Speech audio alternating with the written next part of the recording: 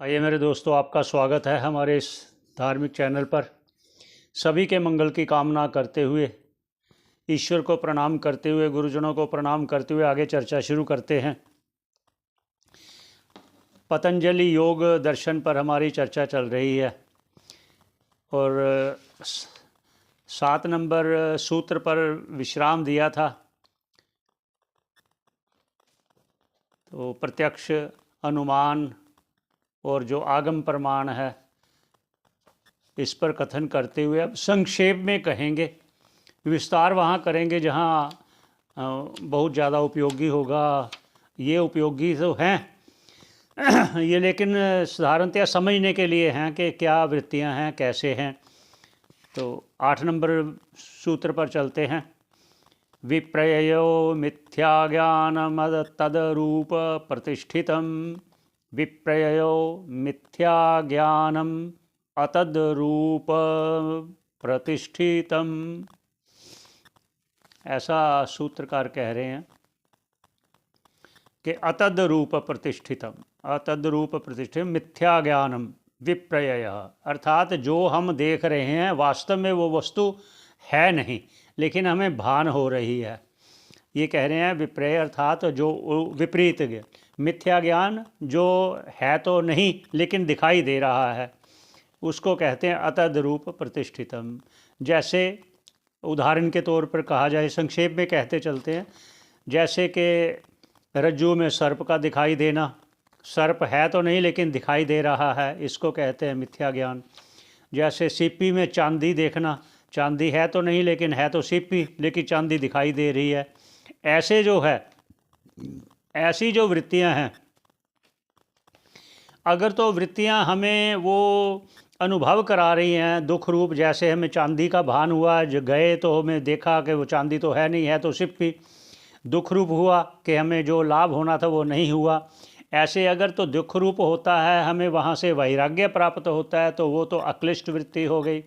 अगर वहाँ फिर हमें लोभ प्राप्त होकर पुनः फिर वहाँ जाएं, फिर वहाँ और देखें, फिर और देखें, ऐसे अगर बनी रहे तो वो संसार में लिप्त कराने वाली क्लिष्ट वृत्ति हो गई। अब आगे क्या कहते हैं और लक्षण बताते हैं विकल्प का। विकल्प जो कहा, जो 5 वृत्तियां पहले कही ना, उनमें ये विकल्प वृत्ति है। विकल्प वृत्ति और उसके बाद निद्रा वृत्ति, ये 5 वृत्तियों का उल्लेख होने पर फिर आगे चर्चा करेंगे क्या कहते हैं। शब्द ज्ञानानुपाति वस्तु शून्यो विकल्प, ये सूत्र है 9 नंबर। ये कहने का उनका तात्पर्य है कि संक्षेप में कहते चलते हैं कि जिस प्रकार हम मनोराज्य में चलते हैं, बस कल्पना करते चलते हैं, कल्पना करते चलते हैं। जैसे किसी ने कोई शब्द द्वारा भी कुछ ऐसा बोल दिया कि हम ये करेंगे, हम वो करेंगे, कल्पना में ही उलझे रहे, तो ये कहते हैं कि शब्दों से होने वाले जो होता तो कुछ नहीं, लेकिन ज्ञान तो होता है ना, हम ये करें, हम ये करें, ये हुआ, उसका ज्ञान तो हुआ। ये वृत्ति द्वारा ही ज्ञान होगा। ऐसे ही आत्मकार वृत्ति होने से उस आत्म तत्व का ज्ञान होगा। ऐसे उसको समझाते हुए वहाँ आपको ले चलते हैं। अब आगे क्या कहते हैं, आगे जो निद्रा वृत्ति क्या है, जो 5 वृत्तियाँ बताई थी ना, वो है प्रमाण आदि जो बताई थी, विकल्प आदि, ये आगे है निद्रा वृत्ति का स्वरूप बताते हैं। अभाव प्रत्ययालंबना वृत्ति ही निद्रा, ये 10वां नंबर सूत्र है। कहते हैं जहाँ ना, ये भी संक्षेप में कहते हैं, उनका तात्पर्य कहने का, ये निद्रा भी एक वृत्ति है। निद्रा क्या है, जब हम गाढ़ निद्रा में चले जाते हैं, सुषुप्ति, जहाँ हमें कुछ भान नहीं होता, ये कह रहे हैं अभाव प्रत्यय, जब वहाँ कुछ हमें कुछ भान नहीं होता, लेकिन अपने आप का तो वो स्मृति बनती है जब हम उठते हैं, तो फिर हम वो करते हैं। इसलिए वो कहा गया है, वो भी एक वृत्ति है। निद्रा भी वृत्ति है, जागृत भी वृत्ति है, स्वप्न भी वृत्ति है। इसलिए वहाँ तक आपको समझाते समझाते उस आत्म तत्व का स्वरूप समझाएंगे। इसलिए पहले शुरू से लेकर फिर आखिर तक आपको वो स्वयं सूत्रकार कह रहे हैं आपसे। अब आगे लक्षण बता रहे हैं, स्मृति का लक्षण क्या है।